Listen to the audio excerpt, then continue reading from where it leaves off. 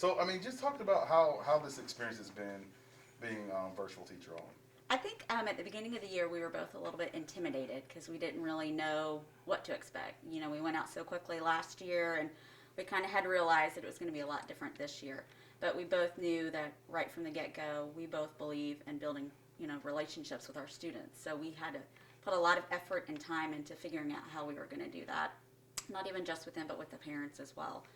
So, we would just make sure that we would spend time getting to know them, asking them how they are, what's going on in their lives. So I think because we came with our heart, this year, it's really kind of made it all worth it. There's been tough times, there's been ups and downs, but I think overall, throughout the year, I think it's been a very rewarding relationship because I think that we have grown as teachers.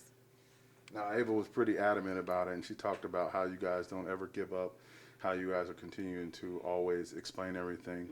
Mm-hmm. How does that make you feel? Because a lot of times, like, I was sharing with Ms. Rigdon, you were able to see that light come on face to face, but, for it to be able to come on through a computer screen, that's got to make you feel pretty good. Oh, yeah. I mean, when you see them go, oh, okay, it's like you see that instant light bulb, and there's something that's different about it through a computer screen, because then when you know you can do it through the computer, you know you've really done your job.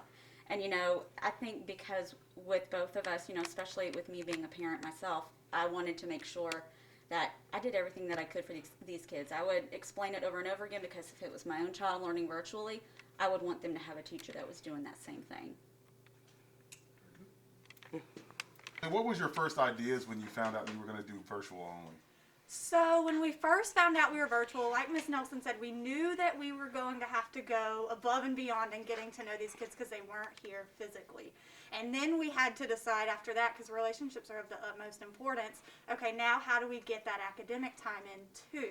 And so we've tried to embed the different academic content areas as well as just making it fun and relatable to these kids so that we do see that light bulb go off through the computer that they're like, aha, I got it. So it's kind of like interweaving all of the content areas to make it effective. Communication is so important, especially with younger kids, even adults, especially a 13WMAZ. But at the same time, how important is it, were there times where you doubted or questioned, am I getting through? Yes, very often I've doubted, am I getting through to them?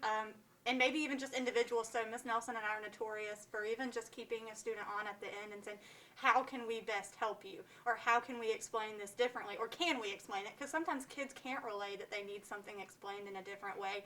But the fact that we pay attention to their body language and especially the signs on their faces, whether they're upset, happy, clueless, right? Because we get that look through a computer too. We take that extra time. Just like Ava said, y'all are so determined to see us do well. We really are.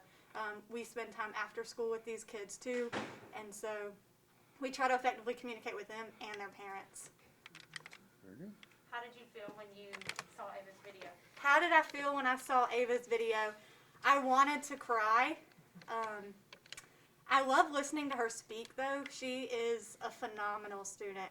She has the drive, the motivation, and she's just kind-hearted. And so just to see her speak that of me, I was in awe because I think those same things of her.